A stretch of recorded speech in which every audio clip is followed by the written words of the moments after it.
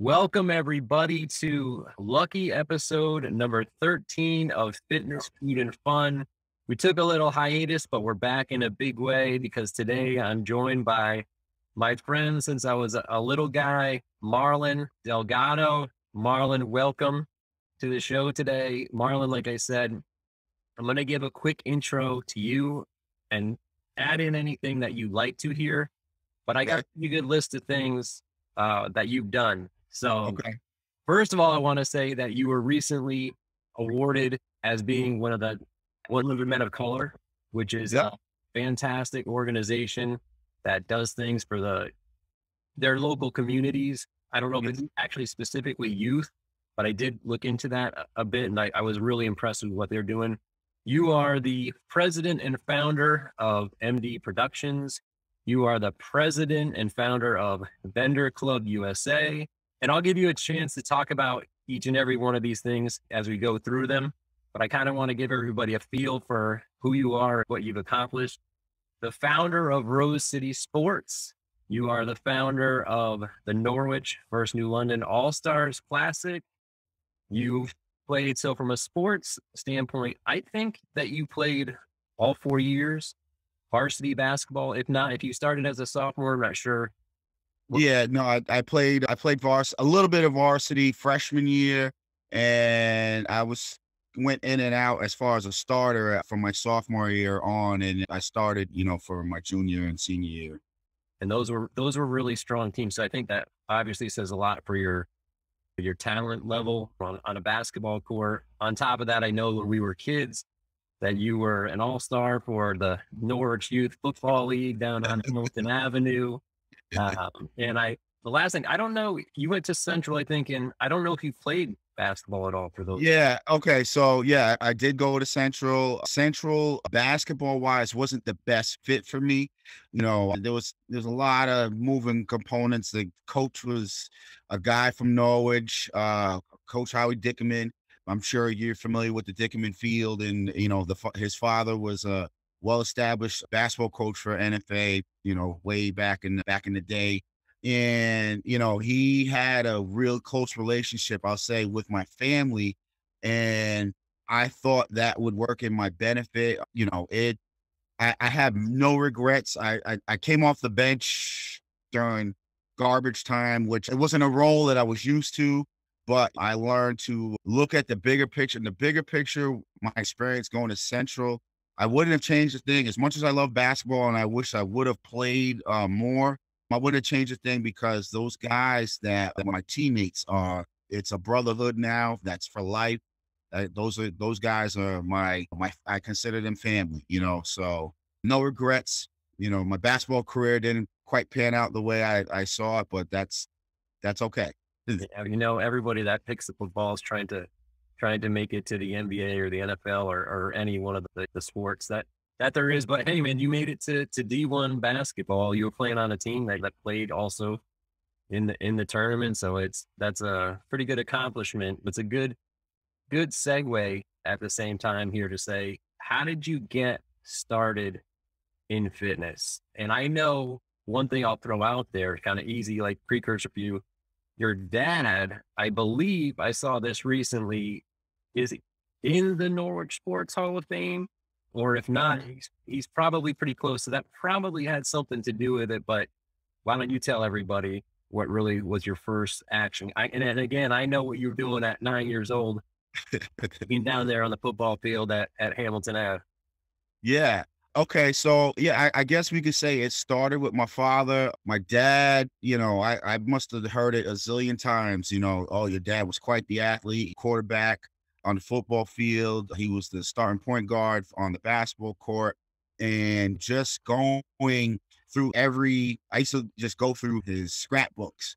And I was like, man, they did all this coverage on you, and you were like the shining star in this area. And ever since I was a little kid, I wanted to see what that felt like.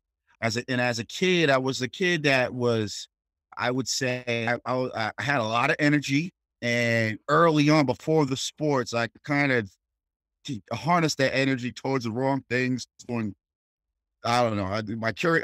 I had a lot of energy and I was very curious. And if you remember back in those days, parents could let their kids just go out and play and not necessarily have to watch their every move. So that curiosity, that energy, it didn't mesh well without sport. Well, but once I had sports to, to lean on, I was able to focus my energy on more a positive thing. I always wanted to improve on basketball, football. I just love the fact that you can hit and just working with, there's something about just working together as a team.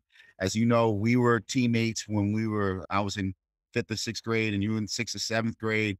So sports has just always been a foundation or a backdrop in my life. And I can't remember not ever it not being a part of it. There's baby pictures with me with a Nerf ball and stuff like that. And if I couldn't get out there to play basketball, I was the kid that rolled up my socks and shot on my mom would have like a flower pot, which I'd take the flower pot out of there and leave the basket and pretend I was Michael Jordan. So it's just always been a part of my life.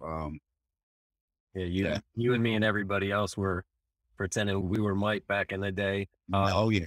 It's interesting what you said, that you had a lot of aggression as a kid, and you needed to place it somewhere. And football was a good spot for that because you were able to go out and you can hit people, and it's what you're supposed to do, right? When Yep. Yep. if you're not on the field, was it was it your drive that wanted to channel that energy? Was it your parents wanting to redirect some of your mischief, or was it a combination of the two? Uh I think it was a combination, but once I had a taste of organized sports, and then the competitive fire kicked in.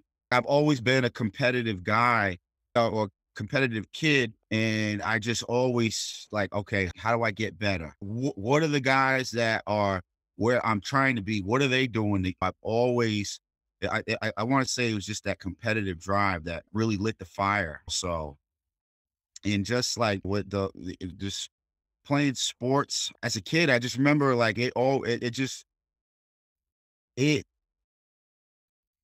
covered so many things about just life in general, how to work with others. Going back to the competition thing, I just always felt like sports prepared you for real life scenario. The world is very competitive and you want to present your best at all times. That's actually a great thought process, and gives me a chance to ask you about what kind of advice you could give to kids, because I think it's a good transition to say, well, what is fitness in your life today? Now that you've grown up and you've moved on to these different things. And as a segue, I know as the president of Vendor Club USA, this is a lot of what you're doing. You're involved with sports every day. So two things there: messaging on what would you say to kids to sort of channel their energy, get them going in the right direction.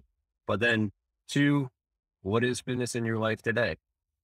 Okay, so the first one for the kids, what I would say, see, the beauty of today's world is, as we were coming up, we didn't have the access to all the YouTubes and all that stuff, and there weren't really things like basketball camps or stuff like that really around here, or any type of trainings around here. And now you have an abundant amount of parents getting involved as far as coaching, and well, we had that back then, but like as far as trainings, individual workouts, a lot, just there's so many different resources.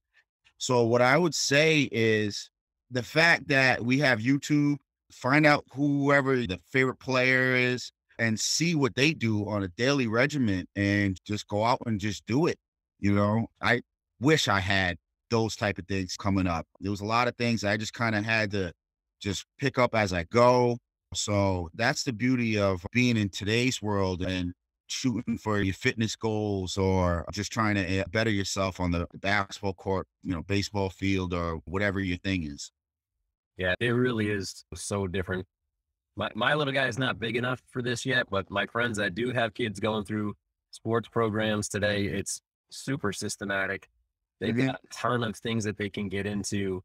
I mean, you still have to have resources to probably pay for a lot of these things, but then at the same time, there's some of these things that are available that you can go to for free. But the level and the sophistication and things like that. like you said, we show up and maybe somebody's parent volunteers to coach the sport because they needed somebody, but now Yep. people are all highly trained, and the learning that you get from day one is Yep. it's a system, right? They're starting you from youth to professional essentially, and that's the way to go.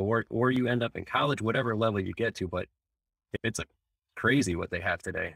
It's well, the thing that I like about in today's world is they always say the successful people leave a trail behind them, and that trail is easier to find now to reach your goals. You can have diet plans. You can have there's better recovery from injuries, strength and training, skill development. All of that stuff is just at your the click of a mouse. So if I was in today's world, I would so take advantage of that, just those aspects alone. One thing I want to say, because I see a lot of parents, right, buy into are you familiar with the AAU system and all that?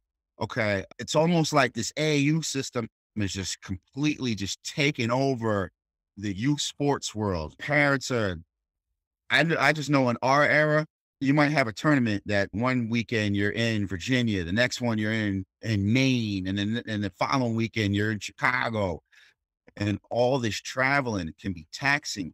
I would say more so than just parents going broke over that. I would say, listen, just pick and choose your tournaments. Don't feel obligated to go to every single tournament, and focus more on skill development as opposed to exposure and them playing in all these different tournaments, because it's more so now you see these AU tournaments popping out everywhere, and it's more about the money than it is for the kids development and stuff like that. From what I'm seeing, and I was telling parents for the longest time, and then they just weren't listening to me. So I was like, you know what? You can't beat them, join them. So I got on the other end, and I started partnering with the AAU tournaments with the whole vendor aspect that I bring to those tournaments. But yeah, I see a lot of parents being sucked into this AAU system that for the most part it works for 5 to 10% of the kids that actually get involved, and the other 90, they're no better off than when they started, and they're actually uh deeper in the hole financially, trying to, keep their, kids playing in these tournaments and all this and everything that comes with being an AU parent. And I don't even know how I got there, but so I think that I've seen it, firsthand, and then you talk to your friends that are parents and say, "How much are you paying to get here?" And it's like, "Oh, well, it costs this hundreds of dollars to play in this tournament, and we got to go play in Texas, so we got to fly there, so we need plane tickets for me and the family, and then we got to get a hotel room, and then you got to pay for food." And it's like it turns in just to play one tournament, you're paying thousands of dollars, and okay. I really love that point that you brought out there about, hey, this is about skill development, not about this participating in these events. Because at the end of the day, that's what's going to decide if you can play at the next level and the next level and so on and so forth. And so it's a good message for people to hear that you don't need to just dump all this money into this to be good. And I think that seeing obviously hugely successful people that make it to the major leagues from poverty stricken companies who grew up using cardboard as a glove, for Mhm. example, and not having any shoes is Yep. really a great example of the money's not going to necessarily get you. At the same time, I'm sure it doesn't hurt to get those great lessons and things like Exactly. that. A Well, lot. I got an example, because a lot of times AAU parents would come to me and tell me it's all about the exposure or whatever. And I'm like, some of the greatest players that I've heard of come from towns that I've never heard of. French Lick, Indiana, Yeah. Larry Bird. Cabin Creek, West Virginia, Jerry West, the logo NBA. Wilmington, North Carolina. I never heard of any other players besides Michael Jordan coming out of that town. So, if you're good and you work on your craft, they'll come to you and they will find you, especially in today's world. I get it. When a kid comes home and says, "Mom, I want to play for this tournament or whatever," and the parent feels guilty, that the next thing you know, the parents like cashing in on their 401ks and for the kid to make the season, participate in the AAU. So yeah, that's just one thing I wanted to address. And if I think back to when we were kids and we were playing sports, you just had to eat something, right? Or don't eat Yep. something so close to to when you're going to play that you're going to get cramps. And Yep. maybe you had oranges at halftime or something like that. But that was about it. And then Gatorade was kind of rolling out when we were kids, right? So that was like everybody jumped on the Gatorade bus. But now Yep. it's a whole science. And I don't know if with your AAU tournaments, you get involved with any aspect of the food and sports nutrition. If you do, talk about that. And if not, just tell us a little bit about nutrition and food in your life today. Okay. Well, let's go back. My food and nutrition back in the day was, I mean, I'll be the first one to tell you, I didn't eat like the best nutrition, because I just honestly, I needed fast because I was always on the go. But as I got older, we can't do the whole pizza and burgers every day just for obvious health reasons. And I feel it more when I eat those type of foods, like real sluggish. So I try to be conscious of, I'm not going crazy with the diet, but I try to be conscious of certain things that I'm eating. The thing that you said is interesting. I want to throw this point out there is that when we were little and you're getting that Gatorade, you think, hey, I'm going to take this on and be Superman. But the reality is there's nothing you can eat or drink that's going to improve your sports performance. Right. Definitely detract from it, right? Like here's my top capability. If I eat Yeah. a burger before I go out on the basketball court, I'm probably not having a triple double today. Exactly. Yeah. If looking back, I wish I would have took that a little bit more serious too, especially in my college days. Like I literally was pizza and burgers every day, but we were working out so much that that stuff didn't stay on me at all. I was just looking back, it was funny. I always think back to my college days, and that I gotta say, I was in the best shape of my life, and I ate like crap every single day. I only had 3% body fat, but we had morning workouts, we had afternoon workouts, night workouts, and we did that, 6 times a week. So it was every day, boom, boom, boom, boom, boom. And I probably didn't reach my maximum potential because I cut corners with the whole nutrition.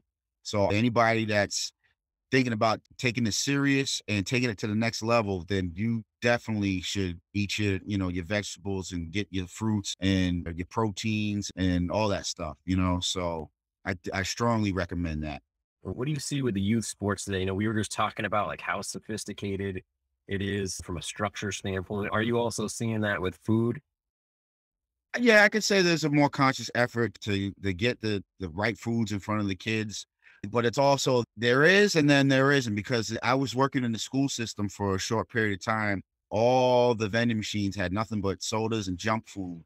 So I think that if we're serious about becoming as a healthy country, there has to be an alternative to the junk food. Sometimes we talk a really good game about a lot of this stuff, no matter if it's me or you or the school systems, and you see what's actually, like you said, in the vending machines or on people's plates, and Yeah. what comes out of people's mouths a lot of the times is not the same thing that you see on their plates. And Yep. I used to joke around about this all the time at work. We had this cubicle area, and they started calling it the food quad. And that was just where if someone brought in food for the day to share, they dropped it on this table in our quad. Now, Yeah. it was cookies and donuts and stuff like that. Stuff's gone before Yeah. lunch. If you put out like a tray of vegetables or something like that with some dip or something, that stuff's sitting there all day. Yeah. Yeah. Pick that anger there, but you see like the reality of what people actually eat. But if you were to talk about it, everyone would tell you how good they are eating. So I think that's a pretty funny, and I guess it's kind of scary at the same time that Yes. everything in the school systems is sodas and candies and things like that are gonna jack the kids up on sugar. But Yeah. how about nutrition for you today? Are you past the burger and eating all Yeah. eat a little bit better? Yeah, yes, like every day, vegetables, the protein. I basically keep it down to like 2 meals per day. I try to get out and run at least 3 times a week, and definitely walking 5 to 6 times a week just to break the sweat.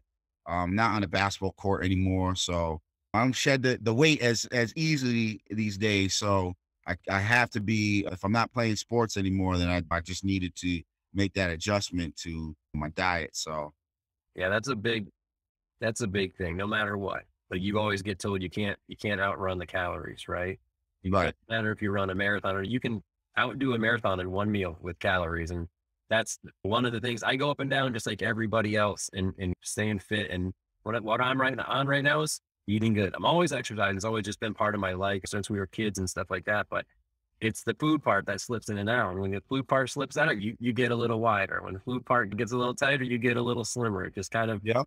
that's it. That's the one thing you cannot get away with is the food element to all of this. No matter how much you exercise, you were saying before when you were younger, combination of you had metabolism, a lot Yep. more energy probably, and Yep. then working out 3, 4 times a day. Oh yeah. That definitely helps. But today, it's not going to work that way.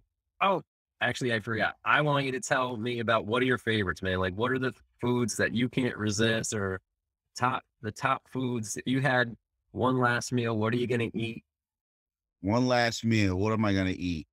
Oh, Or does grandma make something that's like the no, actually, you know what? I gotta give a shout out to Julie Cagle. It's Brian and Drew's mother. I've been and I hope she sees this too because she makes a killer seafood lasagna that I've never had from anybody else. It's a mixture of scallops, there's lobster and shrimp in there, and I believe like it's been over 10 years since I got it, but that would be my man. at the end? Yes, yes, absolutely. But yeah, that would be the meal. Yeah, it was. Yeah, what was the question again? What my What are your nutrition? favorites? What are your vices? If you saw this, Lots of chicken, broccoli, cauliflower, pretty much 3 times a week. vices, those sound like some pretty healthy vices, man. I want to hear about like I want to hear about. You want to hear about my junk food? Okay, cookies and ice cream late night, occasionally. Yeah, I'd say about once or twice a week. I'll do the cookies and ice cream. I mean, brownies and ice cream, excuse me. And I slowed down on the pizza because I start to feel it in my blood system, like the blood isn't flowing as it should be. So I don't really mess with the greasy pizza too much. Maybe like once every 2 months or whatever. Um, let's see. Chicken quesadillas. Yeah, for those. Let's see. That's about it. Yeah. Got a lot of things. I bet you sound like this list could just keep going. Yeah, yeah, yeah. I'm a big Yeah. foodie man. I love food, and this like I love hearing people talk about their favorite foods when we do this because I like to see how excited people get when they're talking about these things. You're probably gonna go have one of these things after. Oh yeah. Oh yeah. Yeah. I'm due for the brownies and ice cream for sure. Yeah. But now I want to transition us, Marlon, into the fun section. And I think because like the fun section, I think is going to be big for you because this is a lot of what you're doing for your livelihood today. I mean, Mhm. on top of the sports foundation things that you're doing with, you've got True School and you put on events. And I think these events are about fun and at the same time, partly a little bit about fitness, just because like you got to be active when you're doing all these things. And if you're in good shape, it probably makes them more fun. But mostly I really want you to talk about like what's fun in your life. Okay. Basically, I've found ways to turn all my passions into a business, a profitable business. So, you know, let's take the basketball, for example. I've invested countless and countless amounts of time on that court, trying to perfect my craft. And when it was all said and done, I didn't quite get a scholarship and I never received a dime for all the time I put into the basketball court. But what I'm able to do now is because my love of basketball and this whole event planning thing, actually now it's not time that's wasted because I'm able to, you know, see how to put events together. Um, and I'm a student of whatever it is that I'm doing. I become a student and I'm trying to pay attention to the smallest detail because the biggest difference is going to be in that small detail that people might overlook. So let's say, for instance, I'll watch an NBA game and I want to see like how they roll out the leading up to the event, Kevin Durant playing against LeBron James and how they present it to us. So I'm taking from that.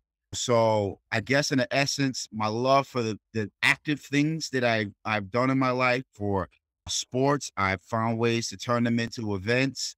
my love for music, I've able to turn those into nightlife events, which just basically connecting the dots from my passion and just turning it into an event and just trying to knock it out the park every time. So that's basically it. But yeah, I wanted to give you a chance because this is, Marlon, in my opinion, with everything that I spit out about you from in the beginning of this, the most impressive thing about you is your entrepreneurship and what Okay. you're doing there in combination with all the things that you're doing for the community. So can you talk a little bit about, and while you're talking about this, maybe throw out some tips, but how did you really get to be an entrepreneur? You're like a serial entrepreneur. You got, Yes, I am. Yes, I am. And the crazy thing is, Andy, was like that didn't come naturally to me. I actually stumbled upon it. And as far as being an entrepreneur, it all started. Let's see, when I was doing the events, I had gone to the casino, and the entire time I spent my night on the wall because they just weren't catering to the things that I like. And there was nowhere that I couldn't find the type of events that I would want to go to around here. And I was always told, if you like something, do something about it, you know? So I started doing my own events. And what ended up happening is the nightlife thing kind of transitioned over once I was working in the school system. And, hey, Marlon, you're pretty good at doing nightlife stuff. You ever think about doing some family friendly stuff? And I was like, you know what? Let's give it a shot. And one of the first events that I did was family friendly. Was I put on a game that was the Harlem Superstars, they're like the Globetrotters, versus yeah, there was a, what do we call them? The Rose City All Stars or something along that line. And it was just Officer Nash, was a bunch of community figures playing in this game. And it was a really good turnout. We had probably 1,000 people that showed up, and it was my first event like that. And things just, what ended up happening was just every time I would do something, I would, oh, you do that type of event, and then you can have vendors. Oh, and you find that vendors, you can set up these vendor opportunities with other people's events across the country. And it just kept spreading, and it just kept, new things just kept getting added on to the thing. And it's exciting because I'm learning something new every day, how to, grow my brand. And I feel like being an entrepreneur, it just made me more of a well-rounded person in self-development, but made me come out of my shell. I'm not too particularly comfortable doing the public speaking, but I'm doing that. It's forcing me to really look at things from the consumer's perspective. So it seems like that just like lit a fire for you because like you started one thing, like that list that I rattled off of maybe 10 things. These are all things you started. Like you, yep. Marlon's the founder and president. You created all these things. The other piece that I'd like you to talk a little bit about is how much you're helping the community. So what lit that fire that a lot of these things that you're doing it because you want to help the community. The Norwich New London All Stars thing is all about helping the community. I mean, even when I look at your events that you put on, yeah, it's your profitable business, right? But you're putting this on because you want people to have something fun to do. Yeah. Okay. So as far as helping the community, early on, when I started my entrepreneur endeavors, I would always try and attach giving some form of fashion back to the community. And I was careful on how I presented that aspect. Let's say, for instance, we did the Alumni Classic. We had, for that one, I was able to donate scholarships to 2 recipients. I was able to donate to both the New London Rec Department along with the Norwich Rec Department. What else? Given like a whole bunch of sneakers and stuff to the kids. I've helped a bunch of fundraisers for house fires and kids going through pretty severe circumstances within their physical disabilities.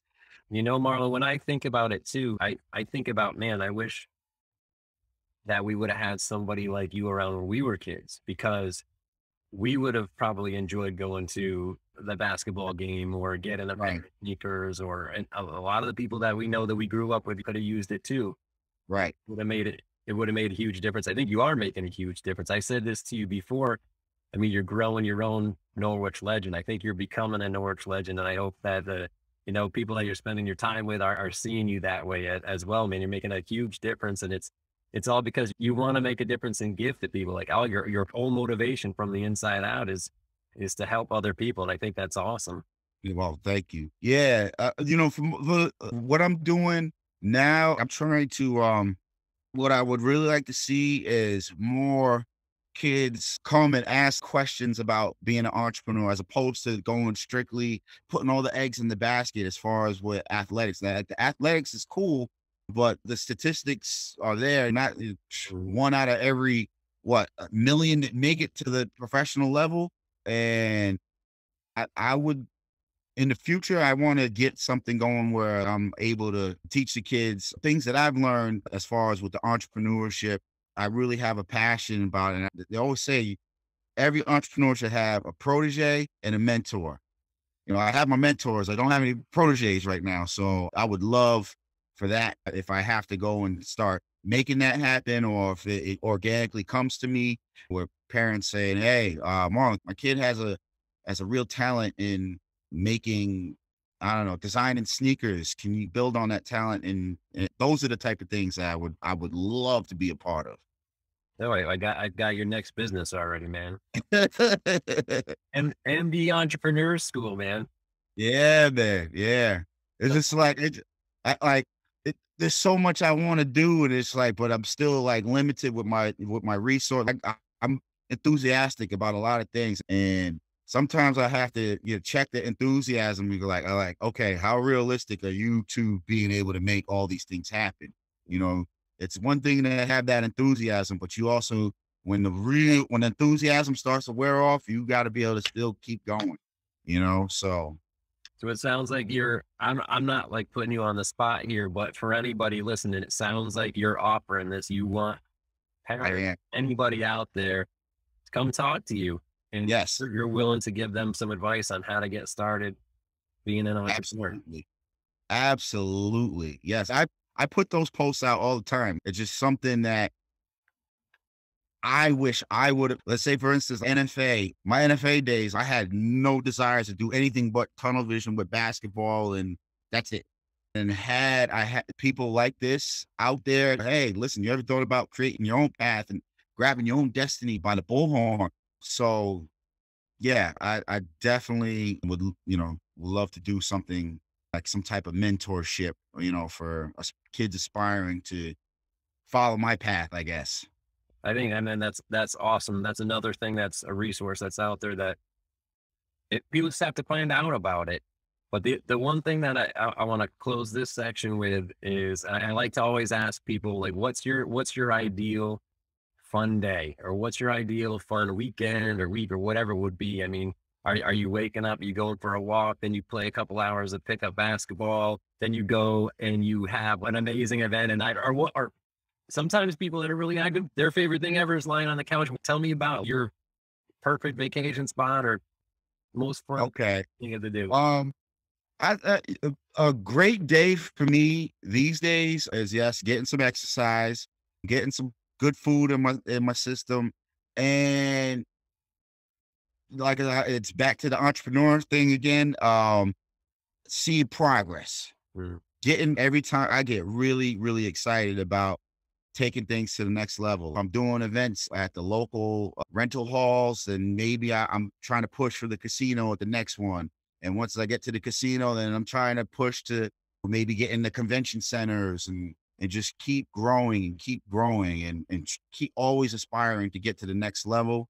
So anytime I can do something where I see progress in that, it really gets me going. You are focused, man. I got to tell you that because every time I start to like lean into different questions and stuff, you bring it right back to your mind's Yep. locked Yep. on doing what you're doing. And I think that's why you're doing so well with it, which is awesome. Final piece of this, Marlon, is fitness, food, and fun, capstone. Do those things all go together for you? How do you see those things in life? Are they separate elements to you, or is it you need one to have the other? How do you think about fitness, food, and fun? Fitness, food, and fun. Yes, they all tie in. If you're physically active, eating the right foods, you will enjoy every experience that much more out of life. You'll get that much more out of life. It's just so crazy that going through the whole pandemic and stuff, and the people that weren't taking care, eating the right foods and physically active were the first ones to suffer, unfortunately. So it's so important. It's so important. I plan on going the long haul, like 100 years. I tell everybody I'm going the distance. I don't know about you guys. Yeah. I'm going to be 100. So it's super important that you get all your vegetables and fruits and all that in your daily diet and getting exercise. As we get older, health is critical. I can't stress that enough. It seems like every other day I'm waking up to somebody either passing away or going through some crazy physical ailments, and of things that can be prevented by our choices on our diet and exercise. So it's going to reflect the fun. You're going to be smiling more. You're going to be enjoying whatever it is you're doing that much more. Thanks for your perspective on that. And then thanks for all your time today and your insight. And so I want to just give you a chance right now. Is there anything that you want to plug? And I can put links in for anyone that's watching or listening. Okay. I don't want to take this time to plug my business. I more so just want to deliver a message of, I'd say, one, fear of failure. It prevents a lot of people from actually giving it a shot because they're afraid of how they'll be perceived. At the end of the day, people's perception of you, it doesn't matter, so just go after it. Just have the courage to go after it. I promise you, you're going to come out a better person, even if you fail. Because the one thing you don't want to do is go to the grave with regrets, and be open-minded.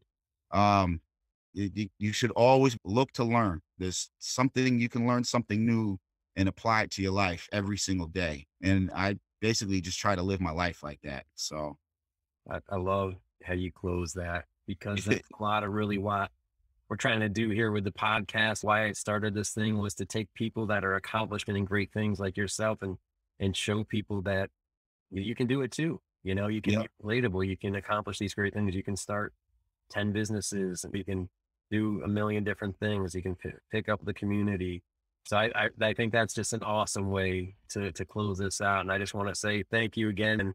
And obviously it's funny how this has come about, because like just talking to you again has been seamless, man. It's funny, like, haven't talked to you in years other than on Facebook, and it just Yep. seamless talking to you again. It's been awesome. Bro, I thank you for having me on here, and I want to see you take this to the next level where it's a crazy production. You got fireworks going off, and I just the whole production. I want nothing but the best for you, Andy. You've always been a solid dude. So I'm happy. I'm happy for you. Like I was saying, Marlon, you are focused, man. You are back on. The ideas are already going through your brain, man. I'm Oh gonna yeah. hire you to, like, if I ever get big, I'm gonna hire you to have the special session with the fireworks and all that stuff. I got my number, bro. You know how to get in touch with me. All right. Thank you. Bye, everybody. Thanks All for right. Bye. Thanks again.